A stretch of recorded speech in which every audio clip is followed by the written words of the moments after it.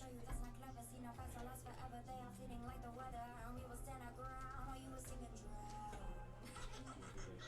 Cause I'm a tough girl, everybody in the world. And if you don't like it, there's a door behind it. And I ain't gonna know who's reason in your own life. Just if I'm not looking at this was so.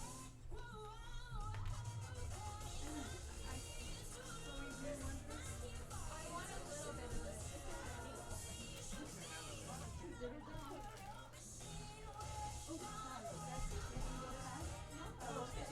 Where am I going to land? Right here.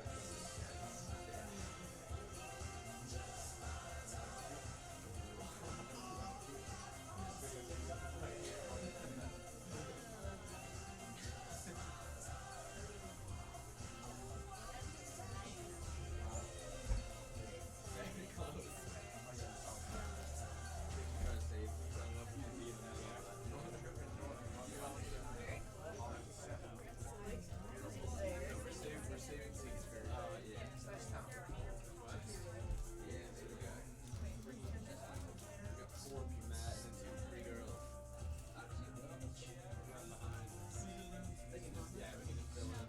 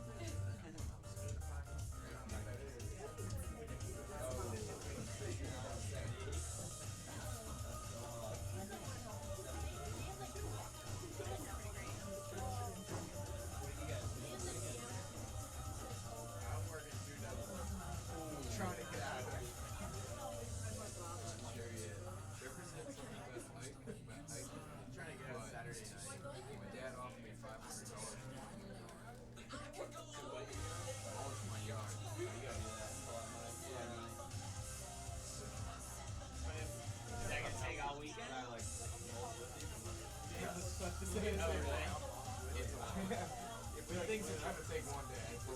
Yeah, put it in. Take two.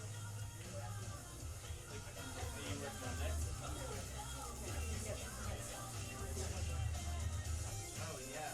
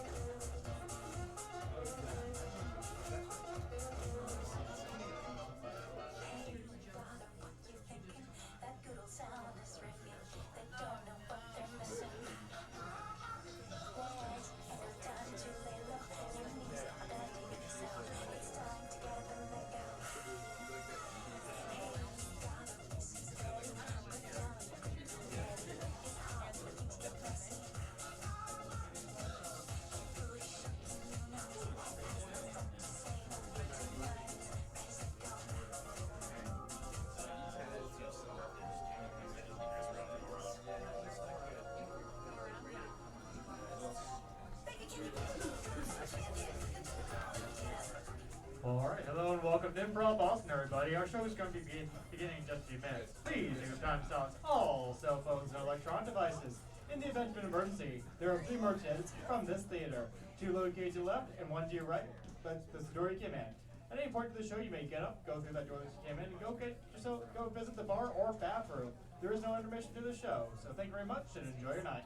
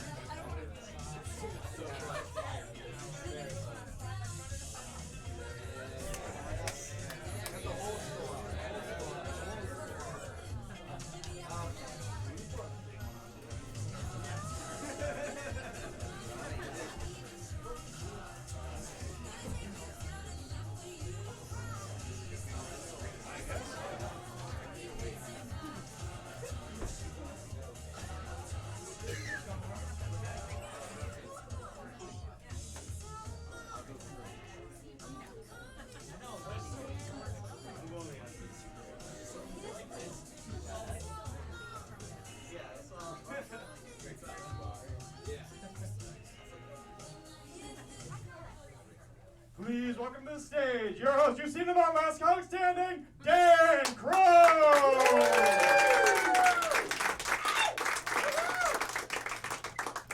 It's a dream come true. How are you guys doing? Give yourselves a round of applause. We got a great show here. Come on, let's do it. I don't know what you saved. Yeah, we're waiting for people. Okay, cool. Everybody doing good? Welcome to IB, our graduation show. We've got a great group. I'm going to be your host. My name's Dan Crone. Middle name's Isaac. Those initials are DIC. Thanks, Mom. I had one of those personalized LL Bean backpacks in high school, and it didn't work out too well. All right. The age range here. Wow, it's going all over the place. All right, we'll figure it out. Or I'll figure it out. Cool. So yeah, I've been teaching here forever. I'm actually a former teacher. Taught here in Cambridge. Small program called A Couple Kids Left Behind. That's going to be the first joke, real joke right there. It's going to get a lot worse after that. We did some great work with the Big Brothers, Big Mothers program. And, nice. If I pause, it's for effect. Can we get a little bit more on the mic? Just a little bit. Yeah, that's right. Cool. Very nice. Cool. Yeah, some of your friends are here. Stay for all of them. Don't leave after your buddy or your friend just went on. That would really screw up the night, and I won't allow it. The door's locked. No, it's not. That would be a complete fire hazard. But there are some exit signs there, and who cares? Okay. Exciting. What can I tell you? I'll do some jokes. Get it ready to go. I just took Spirit Airlines for the first time. Has anybody taken that shit show? Oh my god. Imagine if your foot was a plane, honestly. $20 just to get my bag back from baggage claim? That seems excessive, right? The flight attendant comes up to me, she's like, "You got any food?" I was down in Nantucket, I took my first puddle jumper, and he was taking one of these 10-seaters. Crazy. Just me and the pilot. He told me to put my phone in airplane mode, and this time I fucking listened, honestly. Just dropped an F-bomb, wanted you to know. Sometimes I do that joke without that on clean gigs. But there will be swearing tonight. Hope you guys are ready for that. And it's comedy, stand-up, right? 2019, let's get involved. It's not a real job, what I'm doing. It's fake. You guys probably have real jobs, I bet, right? Like jobs where you have 2 computer screens. Yeah, I knew it, right? That's so intimidating to me. In my, it's crazy. Is that if one computer breaks, you're like, don't worry, I've got another one. For me, it's like porn on one side, Googling porn. That's the only way it would work. That's the first porn joke. All right, so we got one fuck and one porn joke. I want to keep track.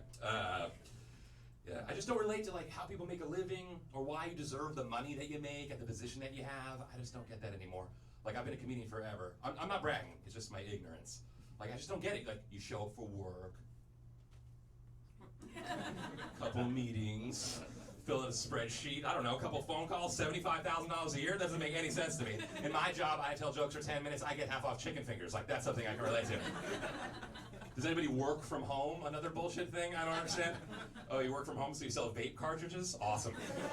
Ooh, not bad. An older audience, I didn't think you'd get that vape cartridge bit. Okay. It's tough. I was a teacher forever. Right down the street, actually. Anybody in the teacher profession here? No? Okay. Sometimes you have to talk to the parents about bad news. You gotta open up with some good news before you get to the meat of the sandwich, the bad news. Make sure you say something nice at the end. We call it a good news sandwich.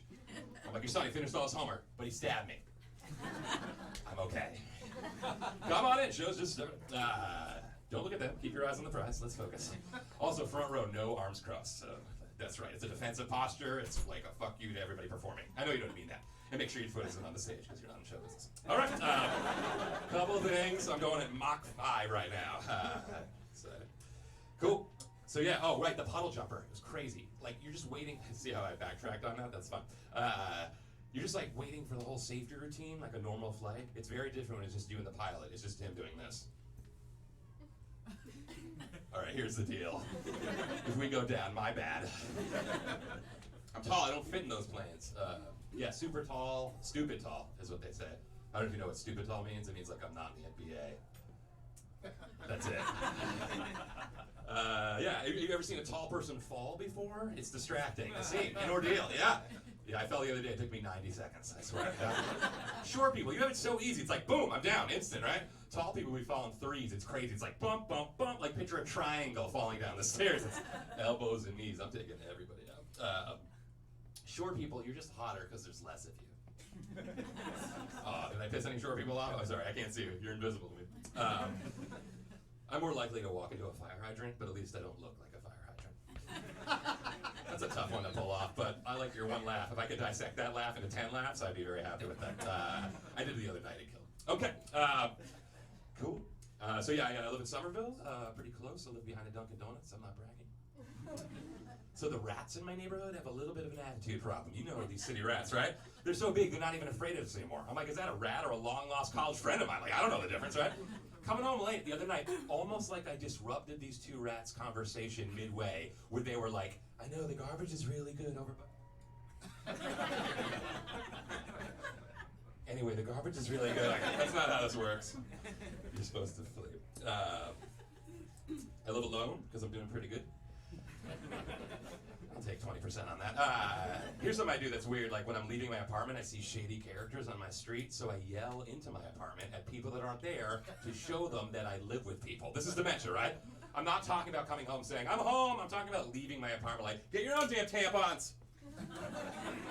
Supermodels, what can you do, crazy guys?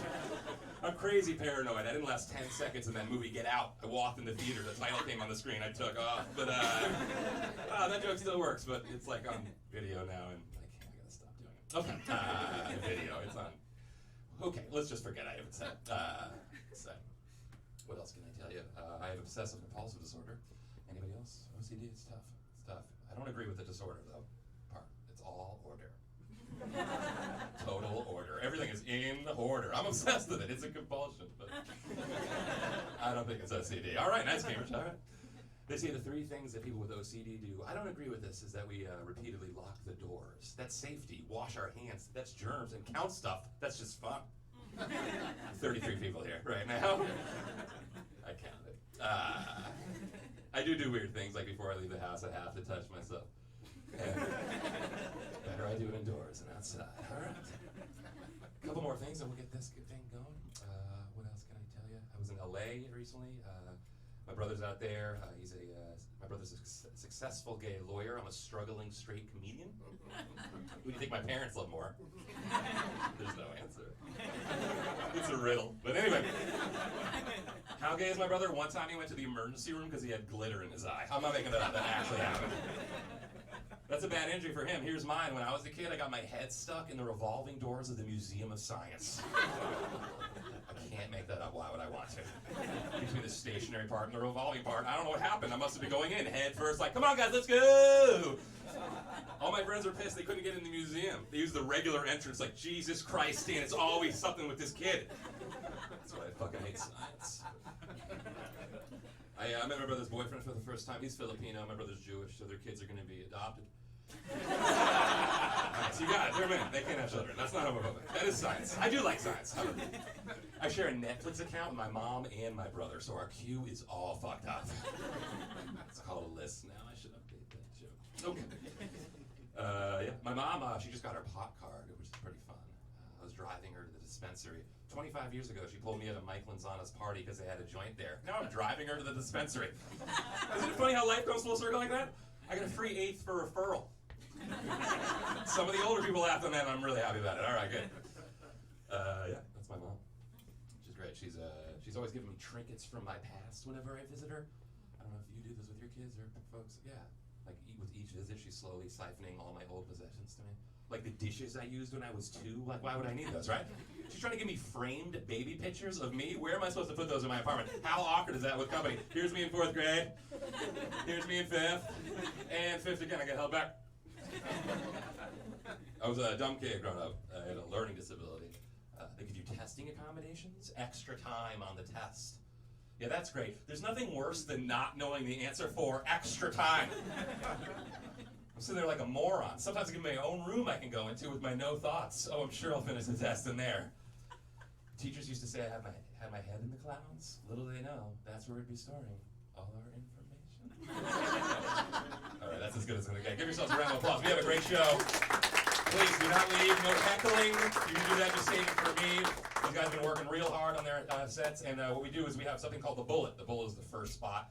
Usually nobody wants it. That's why they call it the bullet. I love the bullet. But instead of giving it to a student, I've decided to give it to a pro comic. She's actually a graduate of IB's comedy school and now making a name for herself in the Boston comedy scene. Guys, a huge round of applause for our first comic. Give it up for Kendra Landsberg, everybody. Give it up. Hi, thank you. if you don't like me, please note that Dan was not my comedy teacher. So, Rob Crean was. Hi. I'm a big fan of romantic comedies. Do you guys like rom-coms? Yes. Yeah? Okay, cool. We have something in common. Do you ever notice they do this a lot in rom-coms? They'll have this romantic moment where, like, the man will go up to the woman and he'll interrupt her and show her how to do something correctly, right? Like something only a man knows how to do.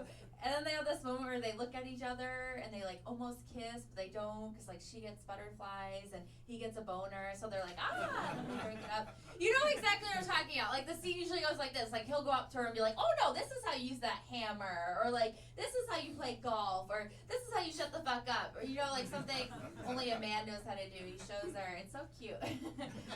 Why don't we see the opposite though, right? Like I want to start seeing women in these films go up to the men and teach them how to do something correctly. You know, it could be something like only a woman typically knows how to do. We could start with just like the girl going up to him and be like, hey, this is how you make me come. Go buy some toilet paper, use it too. I like you, sir. You're definitely making people come. The rest of us are not coming. I want to write that film so bad. I want to write it and then I'll try selling it to the Hallmark Channel, and Hallmark would be like, no, man, we would never let a woman come on this network. That's against our Christian values. I do watch Hallmark. I'm guilty. I'm white, and I'm a woman. But I'm guilty. I love they use this plot over and over again. This is their favorite plot. They'll have like a girl return to her small hometown, and she'll fall back in love with her high school crush, who's just been waiting for her this entire time. Like, what's up with that? That's not realistic, right? Like, I'm 31 years old. My high school crush has been taken by now by the police. You know, he's like gone. That's when I saw him. He was not sitting around waiting for me. He was sitting around waiting for his parole hearing to start. So, like, I don't know where they got that from. I'm one of 6 children. Growing up, I always like fought with my 2 little sisters. They're terrible. We get along better now though that they're like grown up and they drink. Things are going better, right? It's so much easier to get along with people when they're drunk and passed out. So what are you gonna say now, bitch? Yeah, my sisters, I find they're a lot like their favorite alcohol. Maybe some of you are. Like my youngest sister, she's a lot like a rosé. You know, at first women are usually like, she's so sweet, but after a couple hours, she has made all of them cry. And then my other sister, she's more like a box of wine because she lives in a trailer. So there's that. Or they told me I'm like a wine cooler. They're like, only mom likes you. So I'm scared. Don't feel bad for me. My mom's like one of those people who like has, you know, her typical like sayings and jokes. Like she ends every story with like, so I said, oh my gosh, and she responds to any person who asks how many kids she has by saying 6. Well, 7, including my husband. It's her favorite. And she used to always say this to me and my 3 sisters growing up. She'd always be like, you need to wear a bra or else your boobs will be saggy when you're older. Are you girls told that too? Yeah. And now that I'm older, I'm like, no, I think you meant you should wear a bra. Also, your boobs will be saggy when you're older.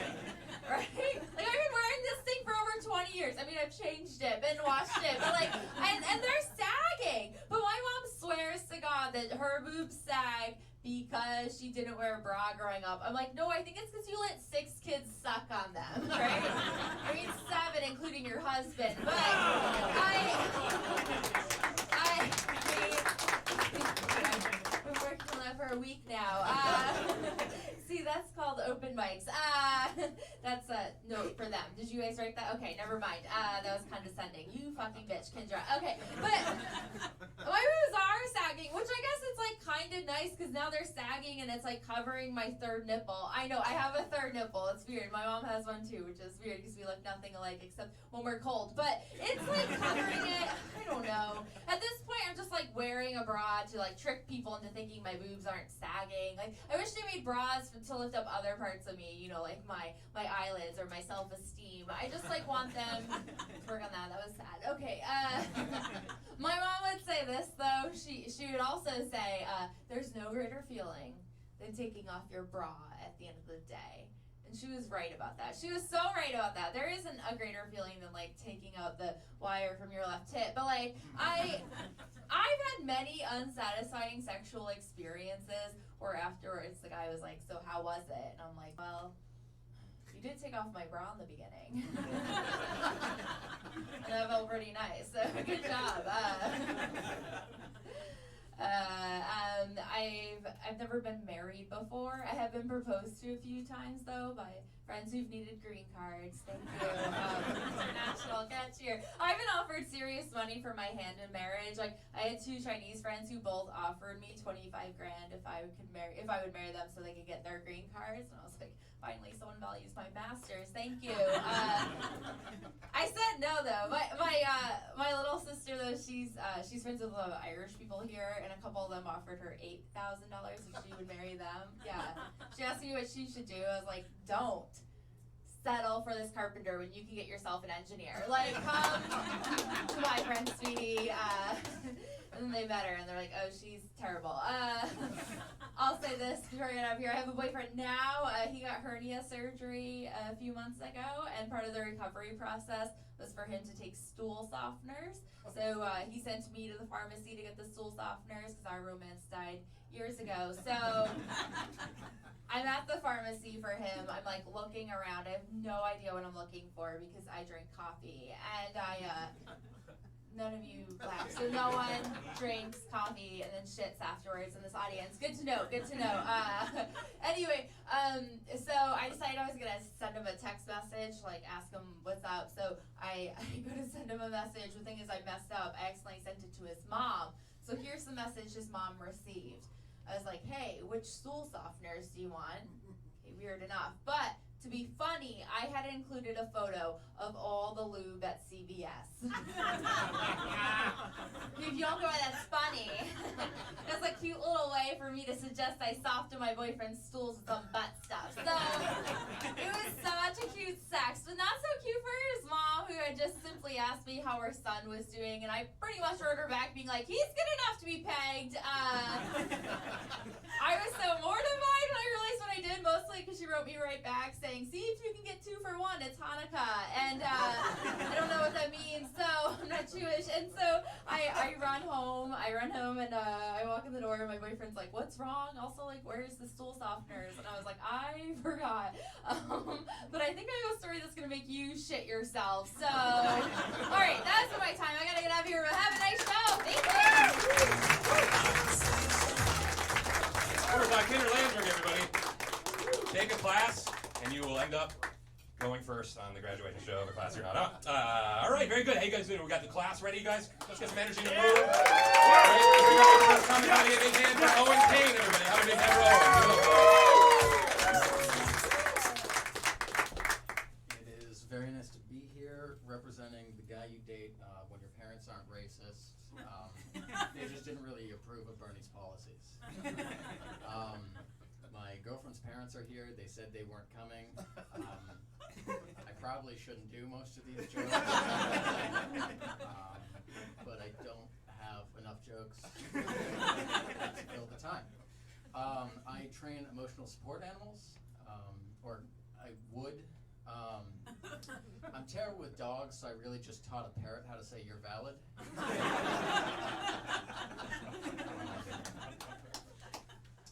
I am a former stripper, that's true. This is the first year hearing about this. But yes, I was a former stripper. I'm a little wary of telling people that because they're always looking at me like, how former?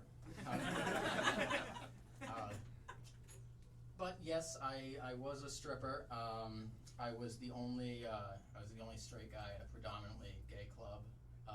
So they would always just throw me all the weird guys. They'd be like, "This is already weird for you. Just take him." But I had my little group of weirdos, including I had my regular Dan, not Dan. But he would come in every Thursday, get a private room, and have me read the letters from his wife's divorce attorney. And now I want you all to go home tonight, look in the mirror, strip down to your bare minimum, your C's ladies get degrees, you know. And just she's taking the dog. Keep a straight face doing that. I deserve a fucking Oscar. But yes, I had some trouble dating after, you know, getting out of stripping. Partially because I had a picture of me on the pole as my like Tinder picture. I had a girl match with me just to tell me that I was going to hell. And after a few follow-up questions, we determined that she did not want to come with me. But I found that a lot of people, their thought process was like, oh, you're a stripper, so you're a slut. Like, no. Well, yes, but not because of that. And just a quick PSA, you know, I want people to treat slut shaming the way they do racism. You know, not like don't do it. I mean, who am I? But like, justify it a bit. If you want to call someone a slut, if that's what you want to do today, if that's the person you want to be, go for it. But you have to follow it up with like, no. It's okay. I have slut friends. Well, not friends. We don't want to put a label on it just yet. Or like, no, it's cool. My mom's a slut. And my dad's depressed. I'm mixed.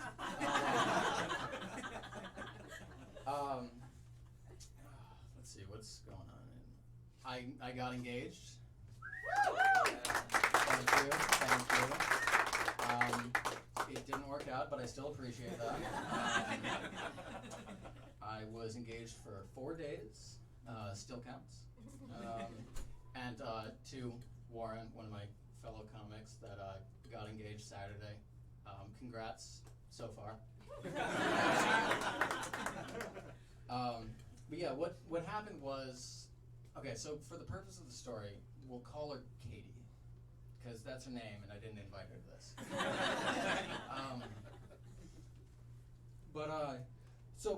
So what happened was I was hanging out with Katie, we're in the living room, whatever, and she says, "You want to meet the guy I've been seeing?"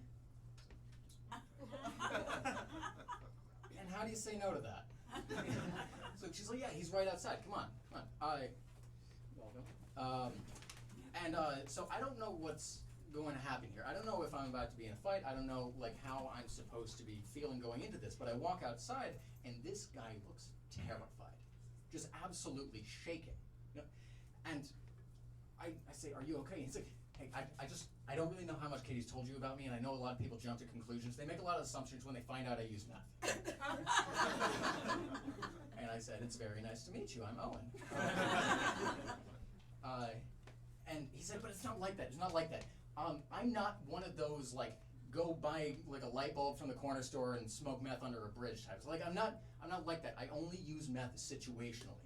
Like I only use it when the occasion calls for it." Now I personally have never been in a situation that has called for it. But don't worry, he informed me that it is very common at anonymous orgies. Which I felt like this was a bad time to ask a question that's been bothering me for years, but how do you work the door at an anonymous orgy? Just like, who do you know here? Mark? God, get the fuck out. We have one rule. God.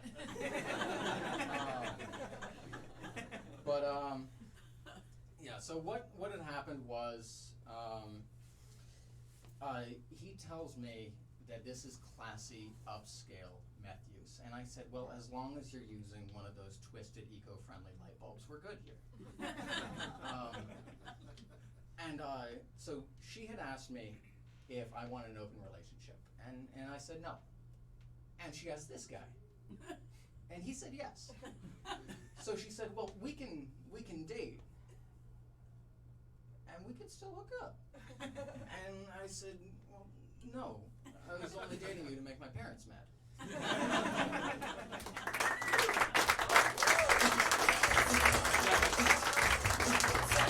Keep it over wrong, everybody. Give it up for her. These are your new friends, by the way. those are your friends? Oh, they are. Okay, I thought they were because you sit them over there, and I was like, they're your friends now, even though you don't know. All right, nice little crowd work I just did. That went nowhere. All right, very good. We're gonna get that energy, keep it going. Round of applause, guys. Start it now for your next comic. Give it up for Mike Burton, everybody. How about that, Mike?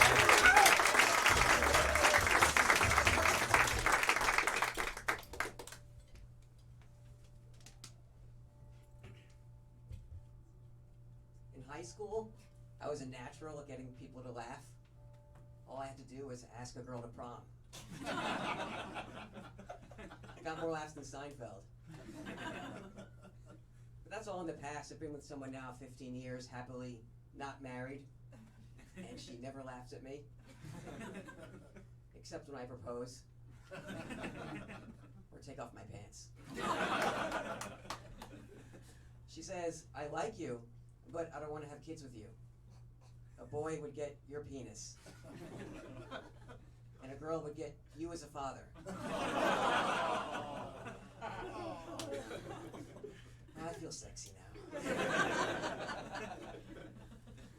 I try to be a good boyfriend. I give her flowers. Flowers, as we know, are a great way to say 3 little words, right?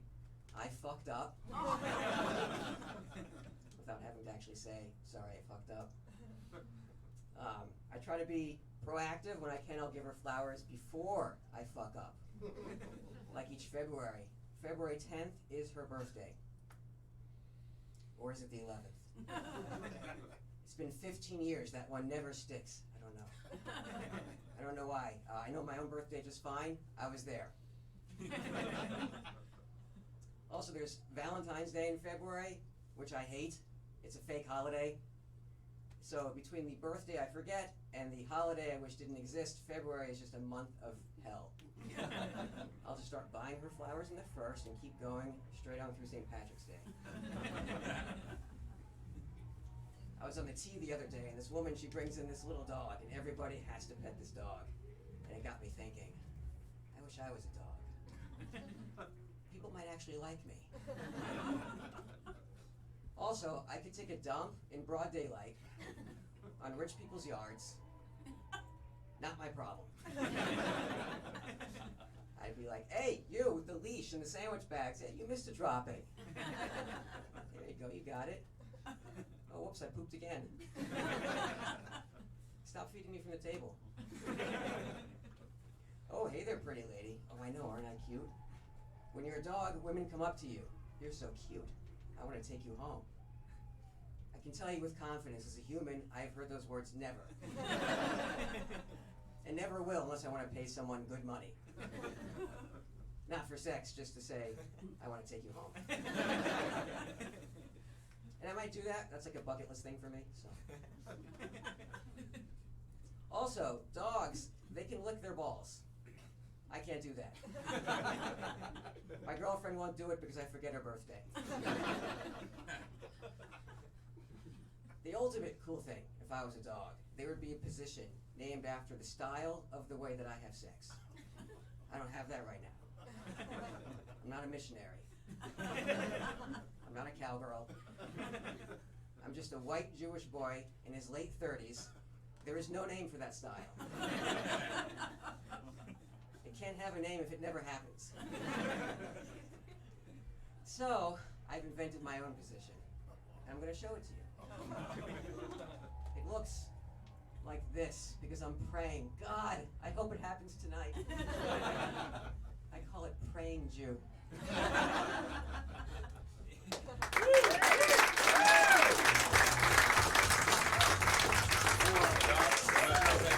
One more time, Mike Burton, everybody. Let's keep that applause going, keep that energy going for your next topic. That's Warren O'Reilly, everybody. Give it up for Warren. How's it going? For the record, I found someone that I offered her $8,000, so I did get engaged. So they can't prove I never asked her sister. How's it going? My name's Warren. I'm originally from London, which is originally in Europe, which is great. So I'm looking forward to. I've got a couple more months of doing European things. So I've got to listen to all my Fat Boy Slim records and wear all my Fila tracksuits and vaping. So I'm looking forward to doing those few things before they, before. I don't know what happens. He said, that's the problem. You know, I was over here when they voted, so I don't know if did Daft Punk burst through the living room and take my passport. Just the information lack is just terrifying. But so you know, while I'm still European, I'm going to enjoy it to the last, because then I'll wake up and I'll be British and that'll be horrible. But anyway, so the you know, I'm going through a bit of an identity crisis. You know, recently transitioned out of different employments, and I'm like sort of wondering, who am I, where am I from? And I've been toying around with, you know, originally I used to say I'm from Boston. People are like, where are you from? I'm from Boston. But lately I've been telling people I'm from New England, because I just think that sounds more romantic. I just feel like it conjures up some images of LL Bean catalogs, and plaid shirts, and a Labrador dog, and I'm surveying my property. And I just think that if I was from Boston, I'd be like, where are you going? Honey, where are you? I'm on the back porch, but I can survey my back porch if I'm from New England. So I've been telling people I'm from New England. It works really well. I was on the West Coast a couple of weeks ago, and I met a few people in the bar, and they're like, where are you from? I was like, I'm from New England. And you always get that one wise ass who's like, I don't understand, you're from New England? Like, what is that, 6 states? I'm like, well, we like to think it's 5. We don't count Connecticut. And I actually don't think Connecticut counts Connecticut, if I may be honest. I can't think of someone jumping out of their bed in Connecticut going, oh, it's a fine New England day, isn't it? I just can't, like, I feel like if New England was a house party, you'd have Massachusetts in the kitchen, sitting around talking politics, taking themselves too seriously. You got New Hampshire in the back grilling. You got Vermont with Maine, they're in the living room, smoking pot, talking about Burning Man. And then you got Connecticut in the downstairs bathroom just doing blow. On their own, nobody else is there. And then you got Rhode Island, they're on the door, they're taking a cover. And no one will ever see, it's pocketing it. Yeah, $20, yeah, right in the back pocket. And, but that's all right. I recently toyed around with Massachusetts for a while. So where are you from? I'm like, I'm from Massachusetts. And then I was looking up on the internet, I found out that Massachusetts has a state song. All hail to Massachusetts, the home of the free and the brave. Rubbish, just completely rubbish. So I've decided that we should steal the Water Country song, because I think it's a better song. And it's from New Hampshire, but fuck it, doesn't really matter. I just implore you, reach out to your local congressman, call the mayor, just say, look, it's a better song, because I guarantee you, you walk into a bar anywhere in this country, and if you just say, when the sun is blazing and the weather gets hot, anybody in Massachusetts is just going to go, Water Country's a very cool spot. I'm telling you, that's how they got Whitey Bulger in that bar in South Africa. That's it. He was just like, fuck! But anyway, I just think that that's really what we should do. So call your congressman. Thank you for your time. Thanks for the good wishes. And appreciate your time. All right. Thank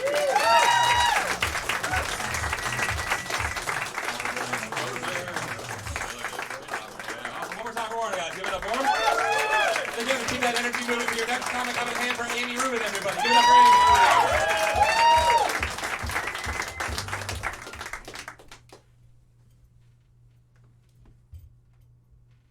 Hi guys, my name's Amy, and I am sadly not from any England, old, new, or regular.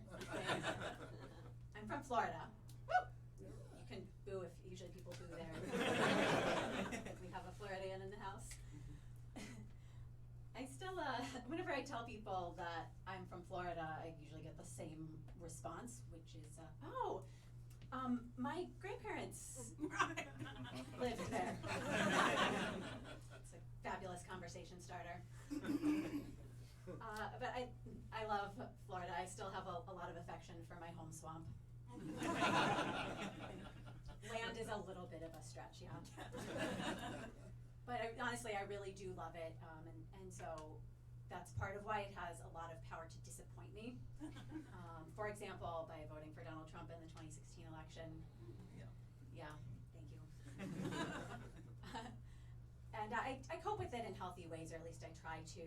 One of those is, for example, drunk dialing Florida Senator Marco Rubio. And it does not have to be during business hours. Leave a message. For If you love the NRA so much, why don't you marry it?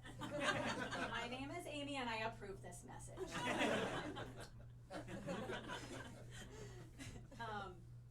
So when I visit Florida, which I do pretty regularly, I fly round trip through Orlando. It's a suburb of Disney, you might have heard. And each direction, the flight is filled with screaming children. Yeah. If you've done it, you know exactly what I'm talking about. And it's for a different reason in each direction. If you're flying to Orlando, they're screaming because they're on their way to Disney. They can't wait to get there. This plane's taking a really long time and they want to meet Elsa right the fuck now. If the flight is out of Orlando, they're screaming because they have just left Disney. They're mid-sugar crash and they're screaming because they're like feigning child abuse, like they want to be emancipated or something. Because what kind of monster would make their child leave the happiest place on earth? Right? So I always make a point to look at their parents, their sad, sunburned, and very broke parents. Usually I can see in their eyes they're like really considering that emancipation. So I do that flight pretty frequently to Orlando to get to my hometown. And to paint a picture for you, if you want to put on a shirt that says it's Adam and Eve, not Adam and Steve, grab your loaded gun and ride your pet alligator to church on a Sunday morning where you can sign up for 3 pyramid schemes in Cotillion before 10 a.m. I've got the place for you, North Central Florida. It is very white, very Christian, and very evangelical. With a few exceptions, particularly among young people, there's maybe a dozen Jews under 60 in my home county. And you're looking at one of them. So all of my friends were Christian growing up, and so I would hang out with them, do normal teenager things. We do sleepovers and whatnot. And so sleepovers happen sometimes on Friday, but more often on Saturday. And what comes after Saturday? Sunday. That's right. You know what happens on Sunday? Church. That's right. So as a result of these sleepovers, I've been to every church there is. I have been to Southern Baptist, Regular Baptist, Methodist, Presbyterian, Mormon, like you name it, I've been there. And as a result, I have been taken into a closet and asked to accept Jesus into my heart more times than I can count. By the time I was 17, Jesus had paid off a mortgage on a McMansion with a tennis court and a pool in my heart. I was living very comfortably in my Jewish heart. So, for a period of, I've been saved so many times, y'all. There was a period of time in high school when, my routine was like, you go to a friend's house and like hang out, watch Scary Movie 4, lie awake scared for 5 hours, wake up, go to church, get saved, go home. Thank you. One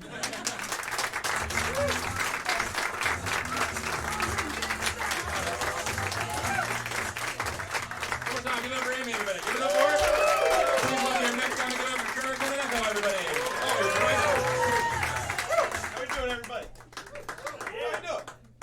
Before I start, I got one thing. Does anybody have any crack?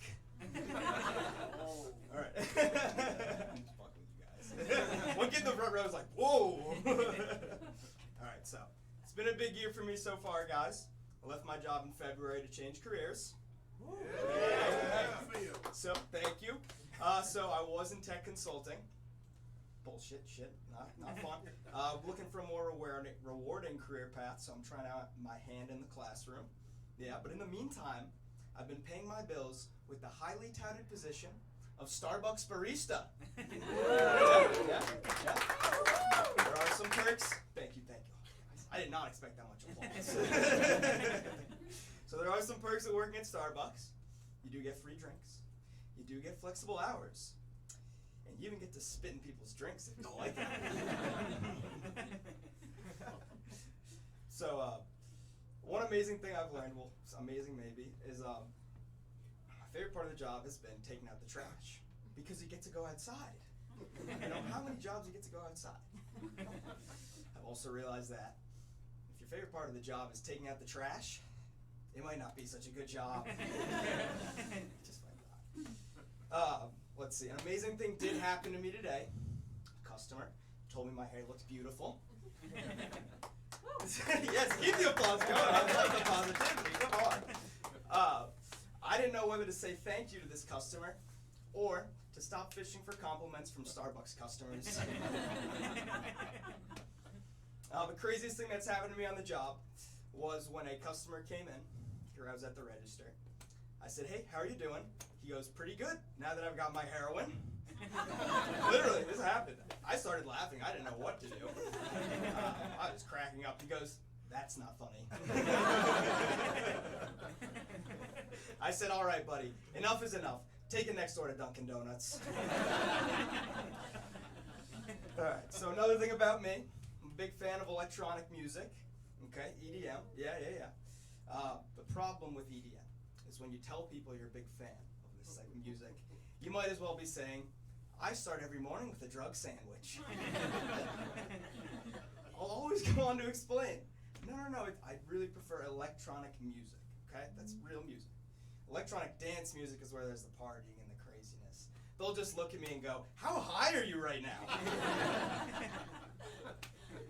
Little known fact about EDM though, electronic music, is the songs do have lyrics, okay?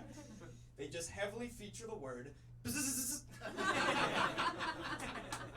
All right, thank you guys, that's my time.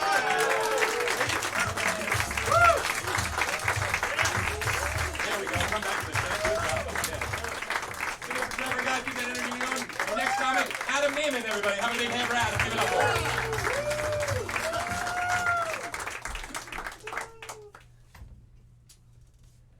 You know what really sucks about having a time machine? By the time you learn how to drive it, you're almost out of time. No reverse gears, of course, but objects in the rearview mirror are always closer than they appear.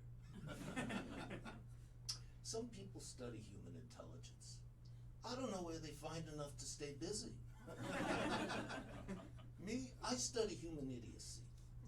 In other words, I'm a historian. No, really, seriously, I've got some major credentials when it comes to human idiocy.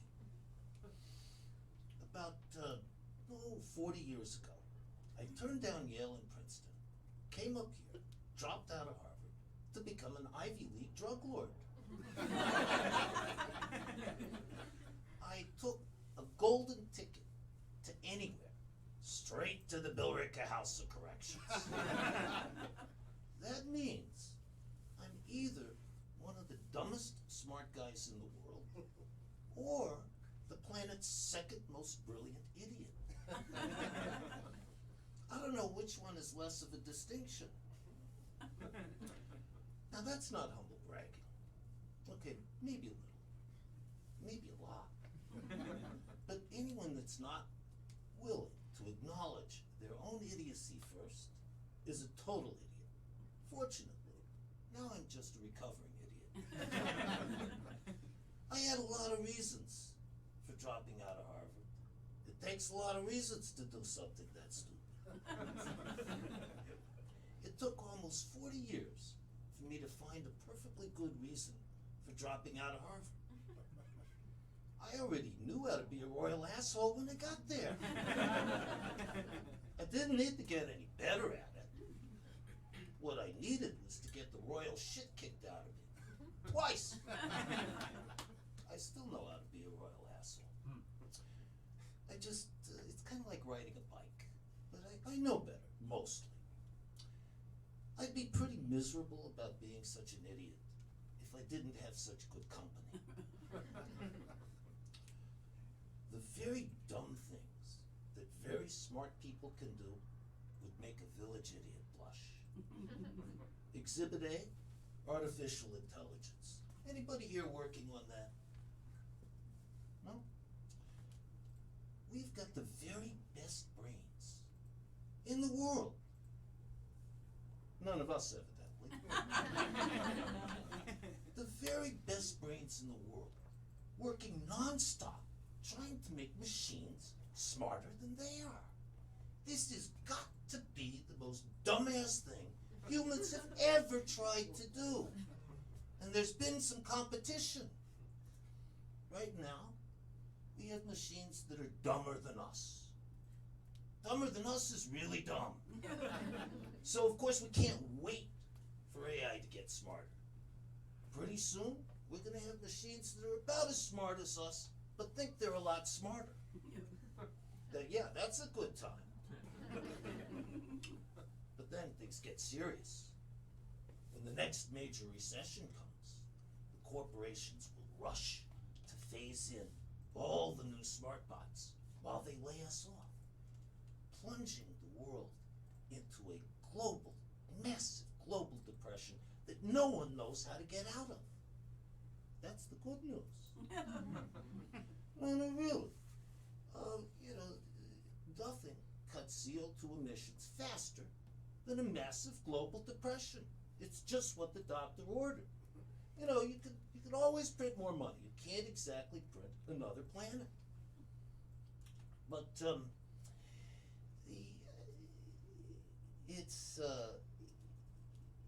and of course, since there won't be anything else to do, we'll all just have to get busy restoring the place, proving once again that you can always count on humans to do the right thing after we've exhausted all the other possibilities. If you're waiting for a stroke of human genius to save us, don't hold your breath. I'm betting on two massive pieces of human idiocy canceling each other out. Never bet on the end of the world. If it happens, you still can't collect. Finally, we get what we deserve. We get machines that are smarter than we are. And you know the first question they're going to ask. What do we need these idiots for? The fate of humankind depends on the answer to that question. Does anyone know the answer? We're pretty fucking entertaining. And that is how our common sense of humor becomes our saving grace. Is there a kumbaya moment? Nah, we go right back to finding incredibly clever ways to kill each other. But life goes on. I did this routine for my wife last night. She said to me, "Are you trying to get the audience to laugh or kill themselves?" Good night.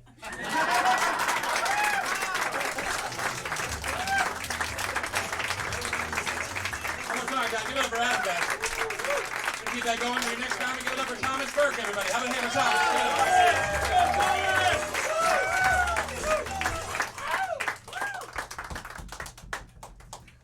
Gotta see if I can hide this.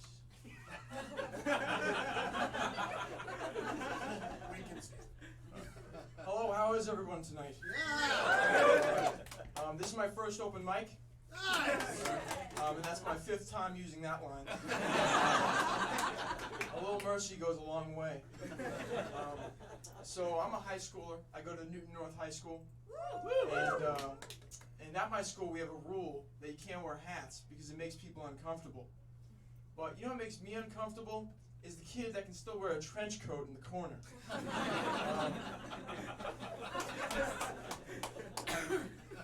What happened in the good old days, back when men were men and trench coats were for flashing? Speaking of kids with guns in school, I recently got my FID card, which is my firearm identification, which means I can get shotguns and rifles up to 9 rounds, which made me really excited, but my school really nervous. So even dating's not the same. People use websites now. They have Match.com, Tinder, FarmersOnly.com, FarmersAnimalsOnly.com, and I have a system all worked out. So I set up 4 profiles on 4 separate phones, where you message one person and you hope that one of the profiles will get a response. So I finally got one response, and the conversation started going. And they started talking, I started talking, They started flirting, I started flirting. They started getting raunchy, I started getting raunchy. And then it turned out that I was dating one of my profiles.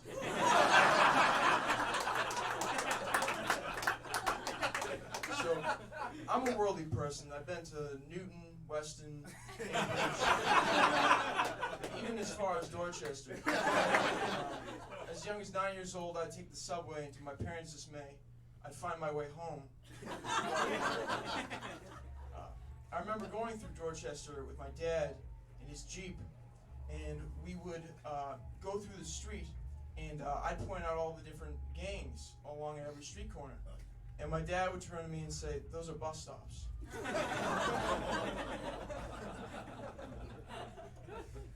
So, do you guys like NPR? Yes.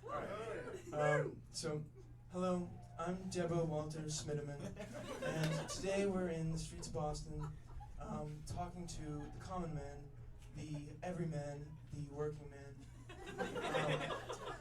So, have you seen the video of Rob Kraft? What do you mean? What's that supposed to mean? You think you're better than me? Huh? Cool, because I don't own a TV? Huh? Only because I listen to radio at home? Huh? It's an American pastime. Who are you to make fun of? She goes, okay. Let's ask somebody else. Did you watch the Bob Kraft video? Yeah, I saw the Rob Kraft video. It's a shame that it got leaked because he's such a religious man. And she says, how do you know he's religious? Well, on the tape we could hear him saying, "Oh God, oh God."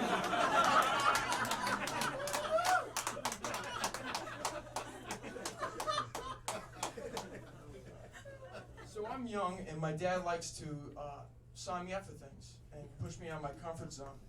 So when I told him that I was afraid of heights, he signed me up for flying lessons. When I told him I was afraid of public speaking, he signed me up for comedy lessons. I'm gonna go home tonight and tell him I'm afraid of loose women.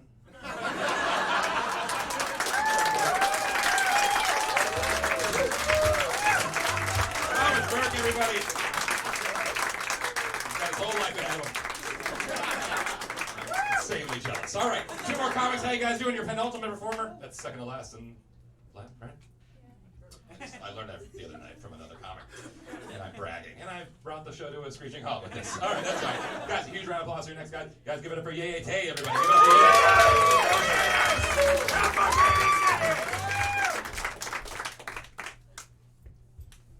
for Yay. Baby shark doo doo doo doo doo, baby shark doo doo doo doo. That's right, motherfuckers. Now that song's stuck in your head too. That shit's more catchy than swine flu. So the reason I know this song is I recently entered a new phase in my life. I'm now a father. Thank you, yeah, that's wild. My baby's already 2 gallons of kombucha. For those of y'all who don't know what kombucha is, let me explain. Kombucha, you essentially just go on Amazon, you buy yourself a SCOBY. It's a disgusting hockey bug of bacteria. You take that disgusting hockey bug of bacteria, throw it in a bucket of tea, let it go bad for 7 weeks, then you trick your friends into drinking it. So I love my baby kombucha, and I treat it like any parent would treat their child.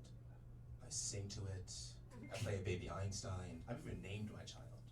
Its name is Bad and Bucci. It's a cute name, I know. So my friend Sarah, who recently had a traditional human baby, told me, yeah, you can't call it your child unless you went through delivery and labor. And here's the thing, I went through delivery. Mine took 48 hours. Amazon Prime, bitch. She's probably just mad because shipping and handling for her sucked. Shipping and handling for me was carefree and cost-free. Amazon Prime, bitch. So, it's probably pretty apparent at this point, based on the amount of love and energy and care that I put into my kombucha, that I'm very single. So I spent most of my adult years in relationships. I'm now single. It's a little different than I was expecting. I thought I was going out, talking to girls, getting numbers, but I keep getting cock-blocked by my personality. Fuckers with me everywhere I go. I can be smooth for 15 seconds. meet a pretty woman and be like, damn girl, how you doing? You like Yu-Gi-Oh? Shit, not again. But it's not all bad, guys. I've been learning a lot, actually. Mostly what not to do to attract a potential mate. Like thing one, stop referring to women as potential mates. Makes me sound like a ghetto Steve Irwin. Ugh, crikey. But here's the thing. It's not my fault. I am just a product of my environment. I grew up in a household of 4 women and my dad. And the Tays have a very particular motto. It's roast 'em, don't coach 'em. Little baby Ye would walk up to a girl, hand her flowers, do some cutesy type shit, run back to my dad and be like, Dad, did you see me? And he would reply, honestly, I wish I didn't. How embarrassing to be you. I'm embarrassed even to call you my boy. Roast them, don't coach them. But it's fine, guys. I'm taking things to my own. I'm going to be proactive about this whole situation. I've been thinking, what do women actually find attractive? I'm going to take those characteristics and put them into persona. I believe those characteristics are these 3. Confidence, swagger, and elocution. So I'm basing this into a persona. It's loosely based off someone in history. Y'all probably won't recognize him. But I'm going to bring this person out for y'all right now. Oh, hello. And good afternoon. It's me, Yay Swagger. AKA, Big Barry O. The nice thing about being me is I can say anything and sound cool. Yo girl, you like Yu-Gi-Oh? Cambridge women, they love this. They love this. I'm fairly confident, at this moment in time, y'all miss me, right about now. Y'all wish there could be a 3rd term of me. And I would win a 3rd term, cause I'm cool. Some of you out there think, Obama, you're not cool. For one reason, and one reason alone. Obamacare. Or, Obamacare too much. Now let me be clear. And don't get it twisted. Obama don't give a fuck. But Obama will say this. I bet y'all wish America had a much better return policy right about now. Amazon Prime. Bitch. Thank you so much, guys. I could we'll continue to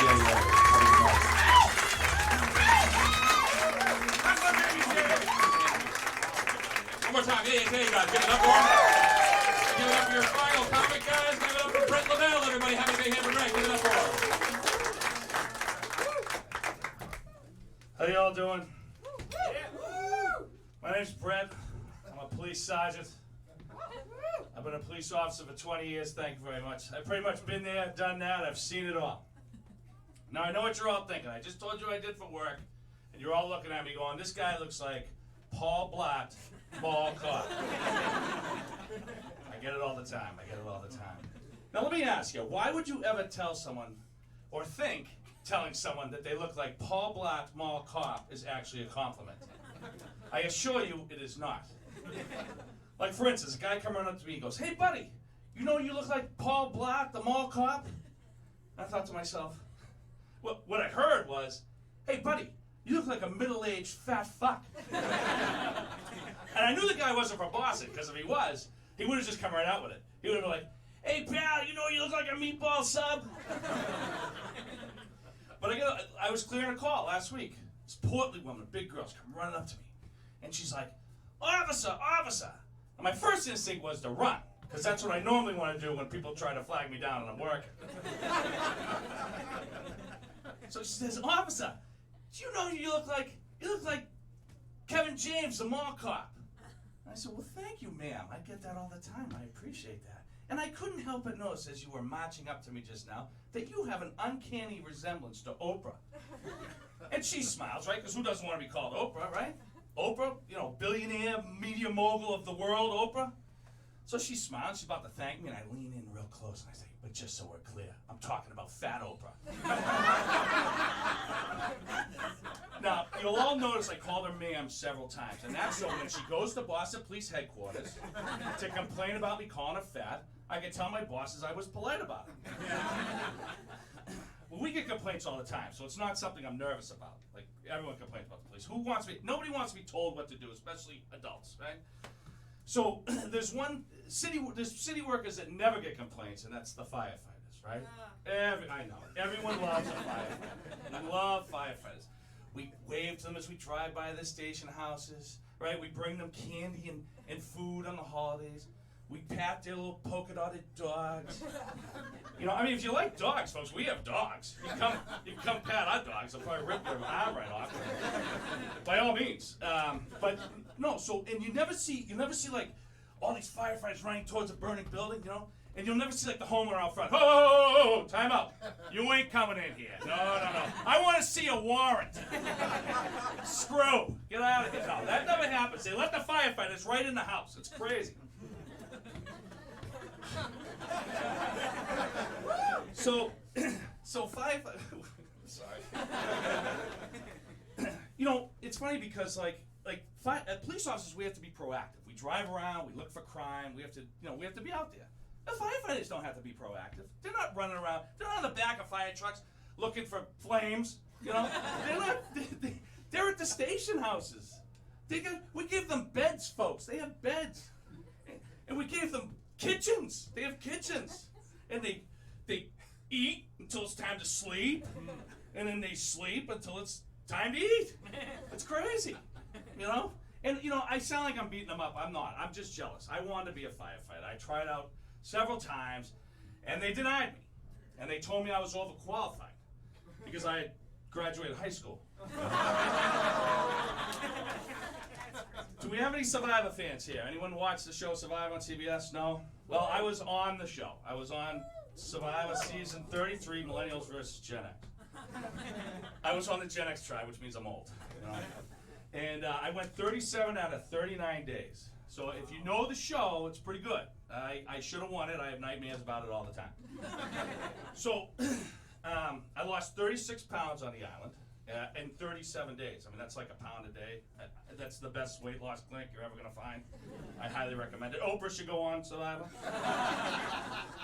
So I lost 36 pounds, and you'll be happy to know that I found it a couple of times. It was waiting for me at the all-you-can-eat pancake buffet at the IHOP. So I got that going for me. But yeah, so a lot of people come up and they say, hey, does anyone ever recognize you from being on Survivor? And a couple times, every now and then someone will, but for the most part, it's Survivor super fans. So what I'm hoping now is out in LA, you know, Beverly Hills, Rodeo Drive, Kevin James's girlfriend is shopping, and some Survivor super fans run up to going, hey, aren't you that fat cop that was on Survivor? Thank you, that's my time.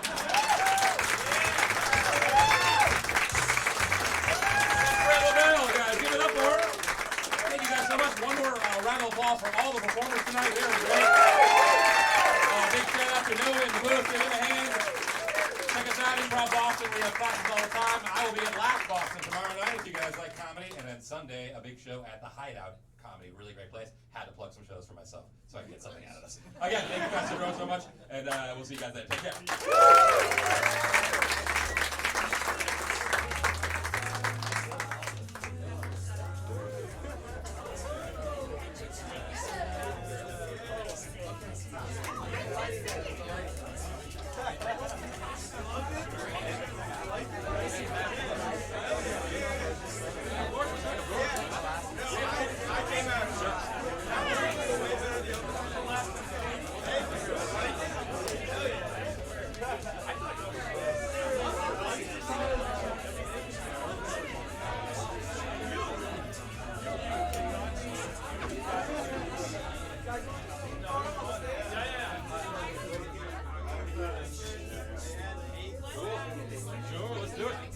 Good job, everybody. Great job, guys. You guys can send it out.